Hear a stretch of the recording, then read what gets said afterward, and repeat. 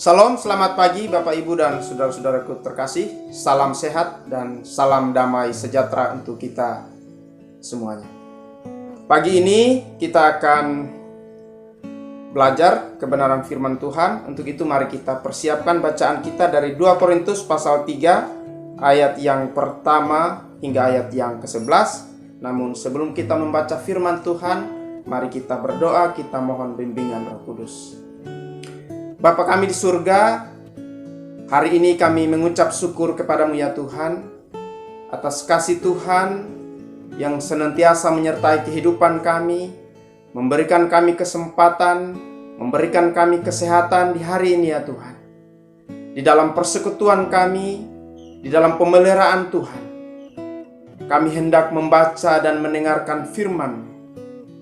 Berfirmanlah bagi kami ya Tuhan, karena kami anak-anak-Mu siap mendengarkannya. Amin. Kita sama-sama membaca kebenaran firman Tuhan yang terambil dari 2 Korintus pasal 3 ayat yang pertama hingga ayat yang ke-11.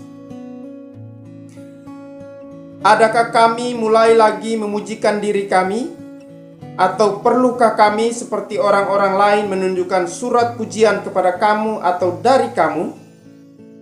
Kamu adalah surat pujian kami yang tertulis dalam hati kami dan yang dikenal dan yang dapat dibaca oleh semua orang. Karena telah ternyata bahwa kamu adalah surat Kristus yang ditulis oleh pelayanan kami, ditulis bukan dengan tinta, tetapi dengan Roh dari Allah yang hidup. Bukan pada loh-loh batu, melainkan pada loh-loh daging, yaitu di dalam hati manusia. Demikianlah besarnya keyakinan kami kepada Allah oleh Kristus. Dengan diri kami sendiri, kami tidak sanggup untuk memperhitungkan sesuatu seolah-olah pekerjaan kami sendiri. Tidak, kesanggupan kami adalah pekerjaan Allah. Ialah membuat kami juga sanggup menjadi pelayan-pelayan dari suatu perjanjian baru, yang tidak terdiri dari hukum yang tertulis, tetapi dari roh. Sebab hukum yang tertulis mematikan, tetapi roh menghidupkan. Pelayanan yang memimpin kepada kematian terukir dengan huruf pada loh-loh batu. Namun demikian kemuliaan Allah menyertainya waktu ia diberikan. Sebab sekalipun pudar juga, cahaya muka Musa begitu cemerlang, sehingga mata orang-orang Israel tidak tahan menatapnya. Jika pelayanan itu datang dengan kemuliaan yang demikian, betapa lebih besarnya lagi kemuliaan yang menyertai pelayanan roh. Sebab jika pelayanan yang memimpin kepada penghukuman itu mulia, betapa lebih mulianya lagi pelayanan yang memimpin kepada pembenaran. Sebenarnya apa yang dahulu dianggap mulia, jika dibandingkan dengan kemuliaan yang mengatasi segala sesuatu ini, sama sekali tidak mempunyai arti. Sebab jika yang pudar itu disertai dengan kemuliaan, betapa lebihnya lagi yang tidak pudar itu disertai kemuliaan. Demikian pembacaan firman Tuhan. Terpujilah Kristus. Haleluya. Bapak, Ibu, dan saudara-saudaraku terkasih, seorang pelayan atau seorang hamba Tuhan bukan saja memiliki sebuah kecerdasan, tetapi juga harus memiliki sebuah motivasi di dalam sebuah pelayanan. Apa pentingnya sebuah motivasi dalam pelayanan? Motivasi itu sifatnya mendorong. Motivasi itu sifatnya menguatkan seseorang. Tatkala dalam sebuah pelayanan itu, seseorang mendapatkan sebuah tantangan. Seseorang mendapatkan mungkin sebuah penolakan. Maka motivasi itulah yang selalu mendorong dia. Motivasi itulah yang selalu menolong dia, memberikan dia kekuatan untuk dia menjalankan terus pelayanannya dengan benar. Nah, yang kedua adalah mengapa pentingnya motivasi? Karena motivasi itulah yang mendorong dia untuk tetap menjalankan atau memberitakan sebuah pelayanan atau kebenaran firman Tuhan yang telah diajarkan kepadanya, seperti apa yang dilakukan oleh Rasul Paulus. Bapak, Ibu, dan saudara-saudaraku terkasih, ketika Rasul Paulus mendatangi jemaat Korintus yang kedua kalinya, ada beberapa jemaat yang mencoba mempertanyakan kerasulan Rasul Paulus. Apa yang dilakukan oleh Rasul Paulus? Rasul Paulus tidak lantas menjawab mereka dengan keras. Namun dengan cara-cara Paulus yang sangat luar biasa, kalau kita perhatikan pada bacaan ayat yang pertama dan ayat yang kedua, dikatakan, adakah kami mulai lagi memujikan diri kami? Atau perlukah kami seperti orang-orang lain menunjukkan surat pujian kepada kamu atau dari kamu? Kamu adalah surat pujian kami yang tertulis dalam hati kami dan yang dikenal dan yang dapat dibaca oleh semua orang. Nah, perhatikan saudara-saudaraku yang terkasih, Rasul Paulus tidak lantas menyebut dirinya bahwa dia rasul. Rasul Paulus tidak perlu pengakuan bahwa dia seorang rasul. Tapi Rasul Paulus mengatakan kepada jemaat di Korintus mengatakan bahwa kamulah surat Kristus yang terbuka. Artinya pelayanan Rasul Paulus yang selama ini ditunjukkan kepada jemaat di Korintus sudah membuktikan bahwa dia adalah seorang rasul. Rasul Paulus tidak perlu sebuah pengakuan, tapi Rasul Paulus telah membuktikan kepada jemaat-jemaat di Korintus bahwa dia adalah seorang rasul Kristus yang memberitakan kebenaran Allah kepada jemaat di Korintus. Bapak, Ibu, dan saudara-saudara terkasih, ada beberapa istilah yang coba disematkan kepada orang-orang percaya. Ada yang disebut dengan kamulah garam dunia. Ada juga yang disebut kamulah terang dunia. Ada juga yang disebut kamulah anak-anak terang. Sifat garam itu kan memberikan rasa. Sifat garam itu kan memberikan rasa yang berbeda. Lalu kemudian terang dunia itu juga memberikan warna yang berbeda di dalam kehidupan bermasyarakat. Nah, ada konsep yang berbeda yang coba diberikan oleh Rasul Paulus kepada jemaat di Korintus, yaitu Paulus mengatakan bahwa kamulah surat Kristus yang terbuka atau kamulah surat Kristus yang hidup. Nah, seorang pelayan, Bapak, Ibu, dan saudara-saudara terkasih, tidak perlu pengakuan atau dengan sendirinya dia mengaku bahwa dia seorang rasul. Ya, tapi lewat pelayanannya, lewat pemberitaan firman-Nya kepada orang lain, kepada jemaat di Korintus, seperti apa yang dilakukan oleh Rasul Paulus, biarlah jemaat itu yang mengatakan, yang mengakui bahwa Rasul Paulus adalah seorang rasul.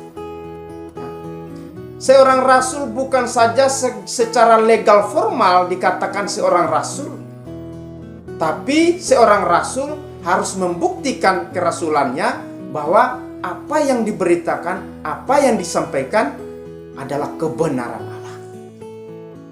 Jadi jemaat Korintus membuktikan bahwa dia seorang rasul. Ya. Sama seperti kita, Bapak, Ibu, dan saudara-saudara terkasih. Seorang yang menganut agama Kristen, maka di dalam KTP itu tertulis agama Kristen. Itu secara legal formal, sebagai seorang warga negara tercatat bahwa dia seorang Kristen. Tapi pertanyaannya adalah, benarkah dia sebagai seorang Kristen yang sudah memberikan rasa, yang sudah memberikan warna yang baru dan hadir di tengah-tengah masyarakat dengan perilaku yang benar? Maka orang akan melihat bahwa benar dia adalah seorang Kristen sejati. Ya, jadi seorang Kristen sejati, seorang rasul sejati, bukan saja secara legal formal tercatat bahwa dia seorang rasul, bahwa dia seorang Kristen, tapi seorang rasul dan seorang Kristen harus memberikan rasa, harus memberikan warna, dan menjadi surat yang terbuka, surat yang hidup, surat Kristus yang hidup, sebagai saksi bahwa dia adalah orang Kristen, dan sebagai saksi bahwa dia adalah seorang rasul. Seperti apa yang dilakukan oleh Rasul Paulus. Rasul Paulus tidak perlu sebuah pengakuan, tapi Rasul Paulus membuktikan lewat pelayanannya di jemaat Korintus bahwa dia adalah seorang rasul. Bapak, Ibu, dan saudara-saudaraku terkasih, menarik sekali bacaan kita di pagi hari ini. Artinya juga mau memberikan sebuah pemahaman bagi kita bahwa seorang pelayan atau seorang hamba Tuhan tidak terlepas dari yang namanya persoalan. Tidak ada pelayanan yang berjalan mulus-mulus saja. Namun, pelayanan di dalam tugas panggilan kita sebagai orang percaya yang diberikan tanggung jawab, selalu ada tantangan, selalu ada persoalan. Tetapi ketika kita membangun pelayanan kita dalam motivasi yang benar, motivasi untuk menyampaikan, motivasi untuk memberikan pelayanan yang terbaik pada setiap umat, itulah yang mendorong kita, itulah yang memberikan kekuatan di saat kita mengalami kendala-kendala di dalam setiap pelayanan. Rasul Paulus digugat kerasulannya oleh jemaat di Korintus. Mengapa beberapa orang atau beberapa jemaat ini menggugat kerasulan? Karena jemaat-jemaat ini sudah dipengaruhi oleh rasul-rasul yang palsu, pengajar-pengajar sesat yang masuk ke jemaat Korintus. Nah, motivasi mereka apa? Motivasi mereka udah jelas bahwa hanya untuk kepentingan mereka sendiri. Hanya untuk mereka mau dipuji, hanya untuk mereka mau dihormati. Nah, inilah berbedanya. Perbedaan motivasi inilah yang membuat pembuktian pelayanan itu juga berbeda. Ketika para rasul-rasul palsu yang dikatakan itu memberikan atau menghasut para jemaat-jemaat di Korintus dan mendorong mereka untuk menggugat kerasulan Rasul Paulus, Rasul Paulus secara elegan menyatakan, saya bukan hanya memberikan sebuah pengakuan bahwa saya rasul, tapi Rasul Paulus mengatakan kepada jemaat Korintus bahwa kamulah surat Kristus yang terbuka, atau kamulah surat Kristus yang hidup. Itu yang mau disampaikan oleh Rasul Paulus. Rasul Paulus juga memberikan pemahaman yang terbaik kepada orang-orang yang dicoba oleh rasul-rasul palsu ini mempengaruhi jemaat di Korintus untuk menggugat kerasulan Rasul Paulus. Bapak, Ibu, dan saudara-saudaraku terkasih, pelayanan itu apakah sekedar di gereja? Ya. Pelayanan itu di mana-mana bisa terjadi. Setiap orang dengan pekerjaan yang berbeda-beda, itu pun merupakan sebuah pelayanan. Apakah dia bekerja di ladang Tuhan? Apakah dia bekerja di tengah-tengah masyarakat sebagai pegawai negeri sipil, pegawai swasta, TNI, Polri, dan lain-lain sebagainya? Itu juga merupakan sebuah pelayanan bagi masyarakat di mana dia berada. Nah, ketika pelayanan-pelayanan ini dibangun dengan sebuah motivasi yang jelas, dibangun dengan sebuah motivasi yang benar, maka setiap pekerjaan, apapun yang kita lakukan masing-masing dalam kehidupan kita, maka kita akan melakukan itu dengan baik dan benar. Nah, siapa yang memberikan itu? Atau siapa yang memberikan sebuah pengakuan bahwa apa yang menjadi pekerjaan kita itu sudah benar? Bukan diri kita sendiri, tapi apa yang kita lakukan, apa yang kita perbuat, itu akan dibuktikan oleh masyarakat sekitar, oleh orang-orang lain, bahwa apa yang kita lakukan selama ini itu baik dalam pandangan mereka. Jadi tidak perlu memukul dada, tidak perlu mengaku bahwa saya sudah melakukan yang terbaik, saya sudah memberikan pelayanan yang terbaik. Biarlah itu menjadi bagian orang lain, bahwa apa yang kita lakukan itu sudah baik dan memberikan manfaat bagi orang lain. Bapak, Ibu, dan saudara-saudaraku yang terkasih dalam Tuhan kita Yesus Kristus, siapa saja yang disebut sebagai seorang pelayan? Seorang pelayan bukan saja seorang pendeta, bukan saja seorang penatua atau diaken, tapi seorang pelayan adalah saya, Bapak, Ibu, dan kita semuanya. Kita juga disebut sebagai pelayan-pelayan Kristus. Sebagai pelayan-pelayan Kristus, apa yang mesti harus kita lakukan di dalam kehidupan berkeluarga? Sebagai seorang kepala keluarga, mungkin juga sebagai seorang ibu rumah tangga, atau juga sebagai anak-anak, kita sama-sama memiliki tugas dan tanggung jawab yang berbeda-beda dalam sebuah keluarga. Mari, apa yang menjadi tugas dan tanggung jawab kita masing-masing, kita lakukan dengan motivasi yang benar. Motivasi tentunya untuk membahagiakan keluarga itu sendiri. Nah, tantangannya adalah kita berada di tahun 2020 yang mengalami tantangan yang sangat besar, yaitu pandemi COVID-19. Siapapun hari-hari ini mengalami dampak dan resiko yang sama atas musibah ini, tanpa terkecuali siapapun itu. Oleh karenanya, ketika kehidupan berkeluarga kita bangun dengan motivasi yang jelas, motivasi untuk membahagiakan keluarga kita akan melakukan tanggung jawab tugas kita dengan baik dan benar pula. Bapak, Ibu, dan saudara-saudara terkasih, baru saja beberapa hari yang lalu kita juga memperingati 23 tahun ulang tahun GPIB Ebenezer Gianyar. Jemaat kita juga bukan jemaat yang begitu besar. Jemaat kita termasuk jemaat yang kecil.